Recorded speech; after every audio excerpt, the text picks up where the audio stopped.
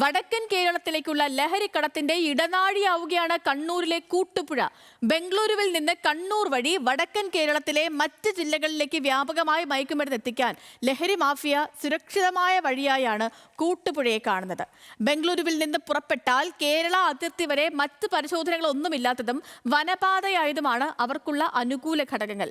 Koottupuzha check പോസ്റ്റിലെ പരിശോധന കർശനമാക്കാനുള്ള നീക്കത്തിലാണ് excise. കാണാം news Malayalam the biggest.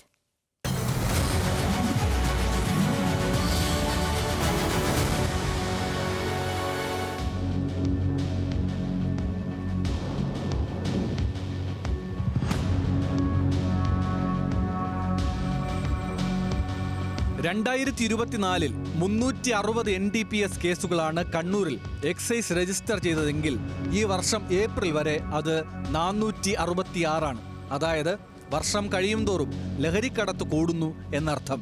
ഒഴുകിയ ലഹരിയുടെ കണക്കുകൾ ഞെട്ടിക്കുന്നതാണ്. ഈ ലഹരിയെല്ലാം കടത്തിക്കൊണ്ടുവന്നത് കൂട്ടുപുഴ വഴിയാണെന്ന് ഉദ്യോഗസ്ഥർ പറയുന്നു. 2024 11.998 ഗ്രാം MDMA-യും 657.465 ഗ്രാം മെത്താഫെറ്റമിനും പിടികൂടിയപ്പോൾ 2025 ഇത് 93.549 ഗ്രാം MDMA-യും 426.64 ഗ്രാം മെത്താഫെറ്റമിനുമായിരുന്നു. കഴിഞ്ഞ വർഷത്തിൽ നിന്ന് വ്യത്യസ്തമായി 47.22 gram നൈട്രോസെഫാം tab, 24.25 gram tramadol, 136.19 hybrid കഞ്ചാവ് എന്നിവയും ഈ വർഷം പിടികൂടിയിട്ടുണ്ട്. കൂട്ടുപുഴ വഴി വലിയ തോതിൽ ലഹരി എത്തുന്നത് മനസ്സിലാക്കിയ എക്സൈസ് പരിശോധനകൾ കർശനമാക്കിയിട്ടുണ്ട്. പകൽ സമയത്ത് വാഹനങ്ങൾ കുറവാണ്. പുലർച്ചയോടെയാണ് വാഹനങ്ങൾ വളരെ വലിയ തോതിൽ വരുന്നത്. യാത്രാ വാഹനങ്ങൾ, ടൂറിസ്റ്റ് ബസ്സുകൾ, ചരക്ക് വാഹനങ്ങളൊക്കെ ഒരുമിച്ച് വരുന്ന സാഹചര്യമുണ്ട്. അപ്പോൾ ആ സമയത്ത് പരിശോധന കുറച്ച് ദുഷ്കരമാണ്. അത് നേരിടുന്നതിന് വേണ്ടി നമ്മൾ സ്പെഷ്യൽ ടീമുകളെ നിയോഗിച്ചുകൊണ്ട് പരിശോധന നടത്തുന്നുണ്ട്. അപ്പോൾ സ്ത്രീകളെ കടത്തിന് ഉപയോഗിച്ച് കഴിഞ്ഞാൽ പരിശോധന കുറവാകും എന്നുള്ളൊരു തെറ്റിദ്ധാരണ ഇത് കടത്തുന്ന സംഘങ്ങളുണ്ട്. പക്ഷേ നമ്മളിപ്പോൾ അടുത്തുള്ള കേസുകൾ പരിശോധിച്ച് കഴിഞ്ഞാൽ ധാരാളം സ്ത്രീകൾ പിടിയിലാകുന്നുണ്ട്.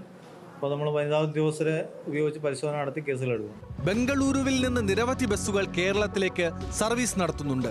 ഇവയിൽ യാത്ര ചെയ്തും ലഹരിക്കടത്ത് നടത്തുന്നുണ്ടെന്ന സംശയം ശക്തമാണ്. പാഴ്സൽ വഴി ലഹരി വസ്തുക്കൾ എത്തിക്കുന്നുവെന്നതും വ്യക്തമായി.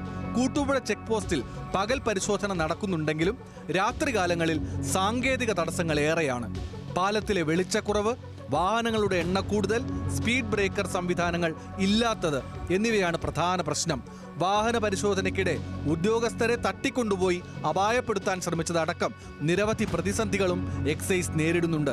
മാക്കൂട്ടം ചുരമിറങ്ങി കൂട്ടുപുഴ കടന്ന വടക്കൻ കേരളത്തിൻ്റെ ഗ്രാമങ്ങളിലേക്കുൾപ്പെടെ എത്തുന്ന ലഹരി വലിയ ജാഗ്രത വേണമെന്ന് നമ്മളെ ഓർമ്മിപ്പിക്കുന്നുണ്ട്. അതുമാത്രമല്ല, വർഷമൊന്ന് കഴിയുന്നതിനിടയിൽ തന്നെ പുതിയ ലഹരി വസ്തുക്കളുടെ പേരുകൂടി പോലീസിൻ്റെയും എക്സൈസിൻ്റെയും പട്ടികയിലേക്ക് വരുന്നു എന്നതും ജാഗ്രത അനിവാര്യമെന്ന് ഓർമ്മിപ്പിക്കുന്നുണ്ട്. മോനിഷ് മോഹനോടൊപ്പം നിഖിൽ അളവൂർ, ന്യൂസ് മലയാളം, കണ്ണൂർ.